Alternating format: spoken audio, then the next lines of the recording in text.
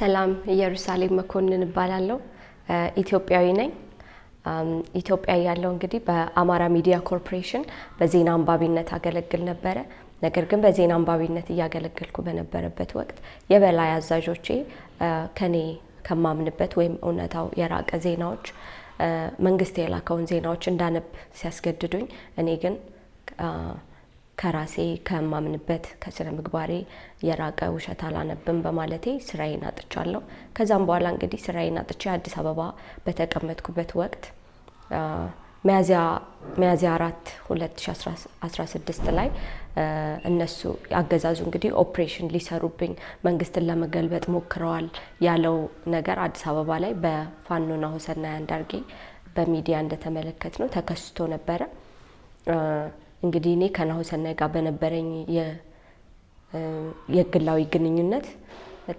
እዛ ላይ ተሳትፈሻል ተብዬ ሌሎች ከታፈሱት እንግዲህ 300 አማራዎች ምንም ነገር ውስጥ ሳይኖሩ ነገር ግን አማራ በመሆናቸው ብቻ አዲስ አበባ ውስጥ ከታፈሱት 300 አማራዎች ውስጥ ተከስሼ ነበር እንግዲህ ክሱን ሳይ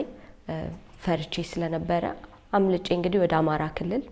ወደ ዘመዶቼ ሄድኩኝ ወደ ቤተሰቦቼ እዛ ፋኖ የተቆጣጣረው አካባቢ ስለነበር ሄድኩት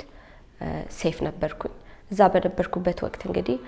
ዶክመንተሪዎች በድሮን የተጎዱ በጦርነት የተጎዱ ቤተሰቦች ዶክመንተሪ እየሰራሁኝ ነበር ከዛም በኋላ እንግዲህ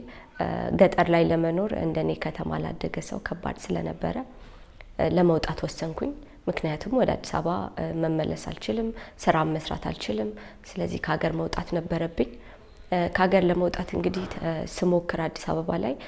ኤርፖርት በደህንነቶች ተያዝኩኝ ደህንነቶቹ ወደ ፖሊስ ጣቢያ እየወሰዱኝ በነበረ ወቅት ቤተሰቦቼ እንግዲህ በከፍተኛ ርብርብ አድርገው ከነሱ ጋር ተደራድረው ከፍተኛ ገንዘብ በባንክ አካውንታቸው አስገብተው አስመለጡኝ ከዛ በኋላ የዛኑ ቀን አዋሳ ገብቻ አደርኩኝ ከአዋሳ በኋላ ሞያሌ ሄድኩኝ ሞያሌ ለአንድ ቀን እስር ቤት ታሰርኩኝ እዛም ደግሞ ገንዘብ ከፈልኩኝና የሞያሌን ቦርደር ተሻግሬ ኬንያ ገባው ኬንያ ለተወሰኑ ቀናት ከቆየው በኋላ ከጓደኞቼ ጋር ወደ ዩጋንዳ ተሻገርኩኝ ማለት ነው ዩጋንዳ ከመጣው በኋላ ጓደኞቼ ጋር ተጠልዬ የነበርኩት አሁን በዚህ ሰዓት ደግሞ 251 ሚዲያ ላይ ፕሮግራሞችን በማቅረብ ለህዝቤ ድምጽ በመሆን እገኛለሁ ይሄን ሁሉ ነገር እንግዲህ ያስተናገድኩት አዲስ አበባ በነበርኩ ወቅት ለህዝቤ ድምጽ ሆን ስለነበር በሶሻል ሚዲያ አክቲቪዝም ሰራ ስለነበረ ነው አሁን ደግሞ እዚህ ሆኜ ያገለግልኩኝ ነው በጋዜጠኝነት የኔ ታሪክ ይሄን ይመስላል